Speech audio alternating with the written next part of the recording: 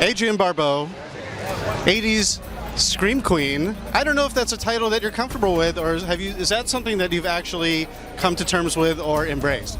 Oh, I embraced it so much I used it as a character in my last two novels. I made my vampire an 80s Scream Queen. I don't mind what they call me as long as they enjoy what they were seeing. Back in the 80s, after The Fog, you have an opportunity to do more in this genre. Is this something that you were excited to do, or were you hesitant? Oh, no. I mean, I never saw it as... it was acting. It was just what I did for a living. I never saw it as anything different from what I was doing. It just happened to be that the next one that got offered was... I think the next one was actually... Maybe it was Swamp Thing. And then the next one was Escape, and they just sort of tumbled in that direction. But it wasn't a conscious decision. Those were the scripts that came along, and I happened to like them, and that's what I did. So are you a fan of the genre?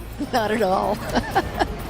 I've probably seen 5 horror films in my life. I don't like to be scared. I love action-adventure, and I love playing heroines, but you're not going to get me in a theater if it's a scary movie. Among those 5, are your films in that 5? Yes, probably so. I think Halloween was the very first horror film I'd ever seen. And I've never seen Psycho. You know, I have seen The Exorcist, but that made me laugh. Rosemary's Baby. But all of this new stuff, I'm not the one to ask. Now, of the films that you've done, what is your favorite in terms of the genre films? You know, I have a great affection. I have a great affection for all of the ones that came out of the 80s that have managed to survive this long and are even seeing a resurgence. The Fog, Escape, Creepshow, Swamp Thing. I really love the character in Creepshow. I had such a good time doing it. I love The Fog because I love the location. I love the character. Escape from New York, I really loved Maggie. Swamp Thing was the hardest to film.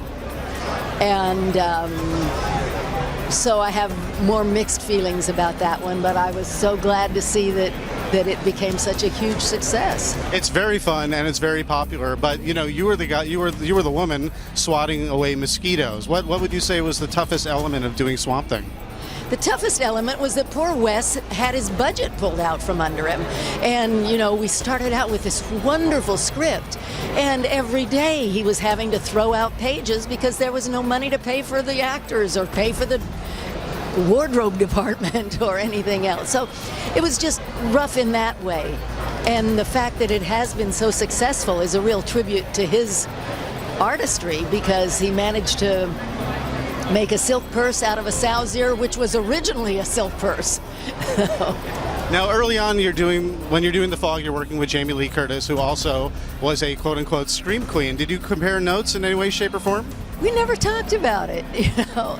I knew Jamie because John had directed her in Halloween, and so we all socialized. And doing The Fog was like going to work with a much-loved family, and we had a great time. But we never talked about... I think that was maybe the beginning of the label Scream Queen. I don't know that it was around much before Jamie Lee and myself, but no, we didn't. And working with your husband, working with John Carpenter, is that something that was a dream come true, or was it tough to separate work and private life? I love working with John. And we met when he directed me in a television film, Someone's Watching Me. And so I knew him as a director before I knew him as a love interest. So I knew how wonderful he was and how I could trust him. And he's fantastic to work with. So it was a dream come true, but I knew that it would be.